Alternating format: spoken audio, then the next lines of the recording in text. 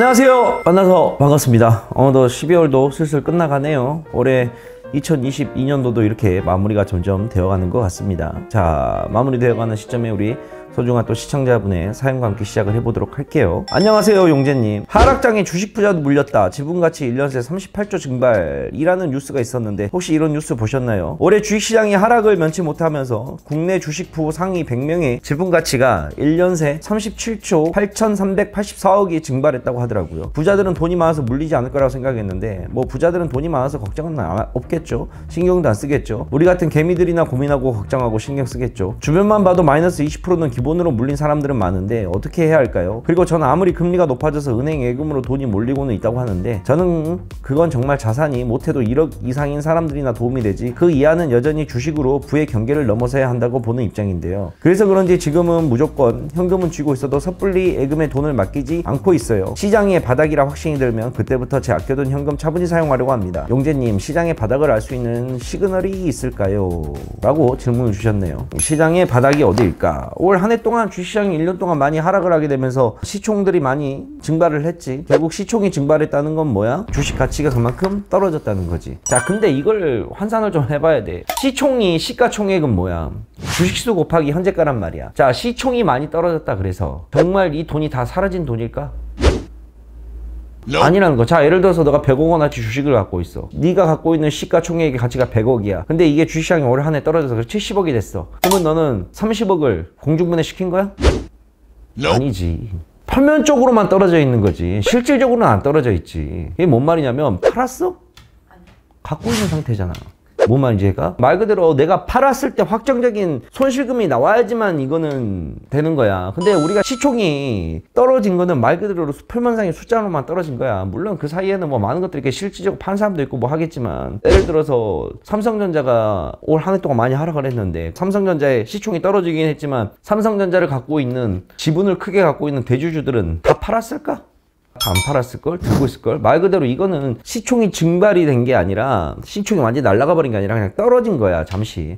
그러면 결국 시간이 지나면 어떻게 되겠어? 다시 또 올라오겠지. 이 확정이랑 수익률 자체는 내가 무언가를 팔았을 때의 얘기인 거야. 그래서 그것만 놓고 본다 그러면 올 한 해 동안에 시장이 별로 좋지 못해서 시가총액 자체가 감소를 한 거라고 우리가 표현을 해야 된다는 거지. 확정된 건 아니니까. 시장의 바닥을 알고 싶다고 하는데 실질적으로 시장의 바닥이 어디 있는지는 몰라요. 저도 모릅니다. 제가 시장의 바닥과 시장의 정확한 고점을 예측하고 있다 그런다면 이러고 있지 않겠죠. 전 세계에서 가장 알아주는 투자가가 되어 있겠죠. 고점과 저점이라는 거는 결국은 시간이 지나봐야 알 수가 있는 문제라는 겁니다. 이해 가시죠? 시간이 지나고 과거의 차트를 봤을 때 이때가 저점이었구나 라고 우리가 데이터를 내릴 수 있는 결론인 거지. 지금 당장 계속 하락하고 또는 빠지고 있는데 시장이 어디까지 하락할 수 있을까? 하락에 대한 마지막 시그널이 어디니까? 라고 볼 수는 없는 거지. 그걸 알 수 있는 방법이라는 거는 존재하지 않아. 그런 투자법이라는 거. 만약에 그런 투자법이 존재한다 그런다면 모두 다 그걸 통해서 아, 지금이 시장이 바닥이구나 라고 다 들어가겠지. 이해가? 다만 개개인의 느낌상으로는 이제 있는 거야. 개개인의 느낌상으로 개개인으로 내가 투자를 했을 때 아, 이 정도 시그널이 나오고 이 정도 지표들이 나오게 되면 시장이 보통 바닥을 치더라 라는 느낌으로 뭐 저점 매수가 들어가는 거지.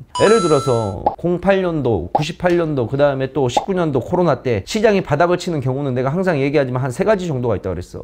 첫 번째, 가장 먼저 나온 조치가 정부의 공매도 금지. 6개월 정부의 공매도 금지가 제일 먼저 튀어나오고, 그 다음에 연금 투입. 지수를 살리자. 연금이 투입되는 거야. 국민연금이 투입되는 거야. 연기금들이. 그 다음에 세 번째, 고환율 달러를 올라가는 걸 막기 위해서 한국과 미국 간의 통화 수합이 일어나는 거. 보통 이 3가지 신호가 나오게 되면 시장의 바닥이라는 게 정설이긴 해. 그건 나만이 알고 있는 게 아니라 모두 다 그런 거야. 지금 바라는 거는 시장이 폭락을 나왔을 때, 예상치 못한 악재로 인해서 갑자기 시장이 폭락을 나왔을 때, 자, 시장이 폭락을 나왔을 때는 기울기 자체가 이렇게 빠지는 거야, 이렇게 빠지는 거야. 이 거의 90도 가까이로 빠지는 거란 말이야. IMF 때도 그랬고 08년도 때도 그랬고 코로나 때도 그랬고. 이렇게 급격하게 빠지는 거는 뜻밖의 악재가 나왔기 때문에, 전 세계적인 공황 상태가 왔기 때문에 빠지는 거야. 이렇게 빠지는 것들은 짧은 시간 내에 다시 V자 반등으로 크게 올라가는 케이스들이 많아. 근데 자연적으로 생겨난 경기 침체로 인한 하락장 같은 경우에는 바로 V자 반등으로 올라오지 않아.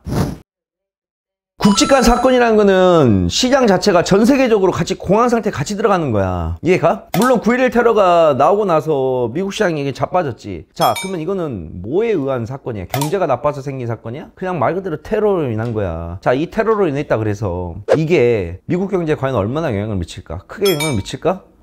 아니야. 자, 예를 들어서 미국의 대통령 또는 우리나라 대통령이 갑자기 불의의 사고로 돌아가셨다 치자. 그날 당장의 주가는 어떻게 하겠어? 빠지겠지. 근데 이게 계속해서 주가를 끄집어 내릴 수 있는 하락장의 시작일까? 그건 아니라는 거야. 테러가 물론 발생해서 다들 충격이 컸었지만 이 테러로 인해서 미국이란 나라 자체가 크게 흔들릴 건 아니라고 생각이 든단 말이야. 이거랑 똑같아. 권투시합을 하다가 카운터를 맞아. 어떻게 돼? 처음에 맞는 순간 쓰러지겠지 바로. 못 일어나? 일어나지. 시간이 지나면 회복이 되는 거랑 똑같은 거야. 물론 악재가 발생을 하게 되면 내가 당장 타격이 있기 때문에 시장이 순간적으로 며칠은 빠지겠지만 결국 이렇게 돌발 악재로 인한 시장에 대한 악재는 결국 해소되고 다시 V자 반등으로 올라오게 되는 케이스가 대부분 많아. 즉 기울기가 급하게 빠지게 되면 급하게 올라오는 경우도 있는데 기울기가 완만하게 빠지는 장이면 이게 이런 식으로 계단형으로 빠지게 되잖아. 그러면 이게 V자 반등으로 절대 올라오지 않아. 왜? 이미 팔 사람들은 중간중간에 계단으로 나올 때 그때 다 팔았거든. 그래서 수급 자체가 한꺼번에 한 번에 몰리질 않는다는 얘기야. 그러면 이러한 기본적인 올해 한 해 동안의 시장이 하락이 나온 게 뭐야? 전 세계 경기가 갑자기 공황을 맞은 거야? 전 세계 말도 안 되는 뜻밖의 사건 때문인 거야? 아닌 거야. 코로나19 때 재정 확대 정책을 펼쳤던 모든 나라들이 이제는 긴축으로 돌아서니 금리가 높아지니 그래서 당연한 경제 침체가 일어나면서 조금씩 빠지는 거야. 인플레이션 문제가 대두되면서. 지금에 빠지는 이 하락은 올해 한 해 동안 빠진 1년의 이 하락은 당연하게 빠져야 될 수준이야.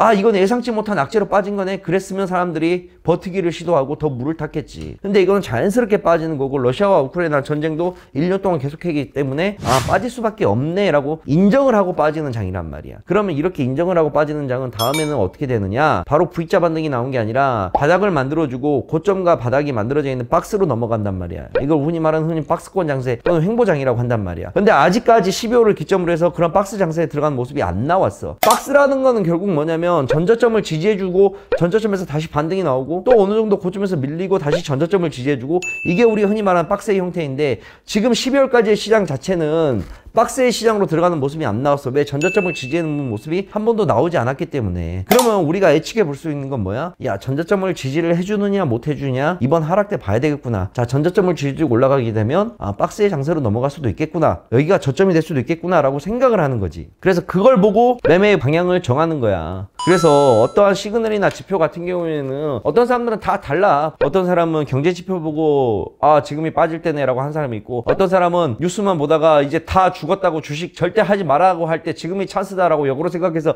들어간 사람들도 있고 저점이라고 판단될 수 있는 거는 사람들마다 다 달라. 그게 정확하게 명확하게 있는 게 아니야. 그래서 우리는 많은 매스미디어를 접하고 많은 유튜브를 접하고 다른 사람들의 의견을 들어보려고 하는 거지. 아, 나는 이게 지금 저점 구간이라고 보는데 다른 사람들은 어떻게 생각할까? 나와 비슷한 의견일까? 틀린 의견일까? 그런 거를 찾기 위해서 노력하는 과정이 바로 이 주식이라는 거야. 그래서 주식이 되게 어려운 학문이라 이거지. 따로 결론부터 얘기를 해드리자 그런다면 시장의 바닥을 알 수 있는 시그널 따위는 없습니다. 시그널 따위는 없고 지나가 봐야 거기가 저점인 줄 알고 지나가 봐야 거기가 고점인 줄 알아요. 그래서 우리는 부단하게 많은 것들을 연구를 하면서 저점과 고점을 맞추려고 노력을 하는 게 주식의 고수로 가는 길인 걸 알기에 공부를 하고 연구를 하는 거죠. 지금 이 시간에도 수많은 전 세계의 내노라는 경제학자들이 과연 주가 금융지수가 어디까지 빠질 것인가 가지고 한참 논의 중일 건데 안 그렇겠습니까? 저라고 어떻게 그걸 다 정확하게 알 수가 있겠습니까? 따라서 결국에는 이 모든 것들은 내가 공부하고 찾아보고 내가 판단해 내릴 수밖에 없는 주관적인 요인이 많이 들어가는 것밖에 없다. 저점과 고점을 알아맞출 수가 없기에 그래서 우리는 리스크 관리를 해야 되는 거다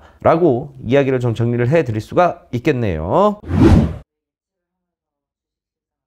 우리가 예측을 하고 우리가 예상을 하고 하는 거는 다양한 상황에 대해서 대비하기 위해서인 거야. 당장 나에게 일어나진 않았지만 아, 시장이 이렇게 되게 되면 난 어떻게 투자를 하겠다. 시장이 만약에 내가 생각하는 대로 올라가게 되면 어떤 방향으로 잡고 어떠한 종목들을 매매를 하겠다. 아, 시장이 예상대로 떨어지게 된다 그런다면 난 어떻게 대책을 세우겠다 라고 머릿속에 미리 계획은 세워놔야 될 거 아니야. 그게 실행이 되든 안 되든 간에 앞으로 나에게 어떠한 위험이 닥칠지 모르기 때문에 어떠한 리스크가 올지 모르기 때문에 내가 그거를 방어하는 차원에서 미리 예측이란 걸 해야 되고 그 예측이 이왕이면 단순히 무언가에 아무것도 없이 예측을 하는 게 아니라 데이터를 통해서 나오는 예측이라 그런다면 더 신뢰가 가겠지. 이해가?